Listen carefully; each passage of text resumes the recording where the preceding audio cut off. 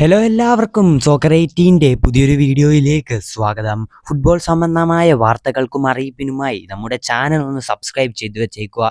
Video ഇഷ്ടപ്പെട്ടാൽ like ചെയ്യുവാനും വീഡിയോയിൽ പറയുന്ന കാര്യങ്ങളെക്കുറിച്ചുള്ള നിങ്ങളുടെ അഭിപ്രായം താഴെ കമൻറ്റ് ചെയ്യാനും മറക്കരുത്. നമുക്ക് നേരെ വീഡിയോയിലേക്ക് പോകാം. കഴിഞ്ഞ സീസൺ അവസാനിച്ചതോടെ തന്നെ കേരള ബ്ലാസ്റ്റേഴ്സ് സംബന്ധമായ റൂമറുകളിൽ ഏറ്റവും പ്രധാനപ്പെട്ട ഒരു റൂമറായിരുന്നു മിലോസ് ബ്രിൻസിച്ചിൻ്റെ കരാറുമായി ബന്ധപ്പെട്ടത്.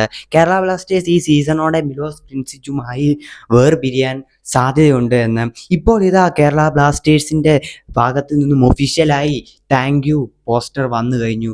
അതായത് കേരള ബ്ലാസ്റ്റേഴ്സിൻ്റെ ജേഴ്സിയിൽ അടുത്ത വർഷം മുതൽ കളിക്കാൻ ഇനി മിലോസ് ബ്രിൻസിച്ച് ഉണ്ടാവുകയില്ല. മാർക്കോ ലെസ്കോവിച്ചിൻ്റെ പിന്തുടർച്ചക്കാരനായി പോലും അറിയപ്പെട്ടിരുന്ന താരമാണ് മിലോസ് ബ്രിൻസിച്ച്. കഴിഞ്ഞ 2 സീസണുകളിലായി കേരള ബ്ലാസ്റ്റേഴ്സിൻ്റെ ഡിഫൻസിലെ മുഖ്യ പങ്കാളി കൂടിയായിരുന്നു മിലോസ് ബ്രിൻസിച്ച്.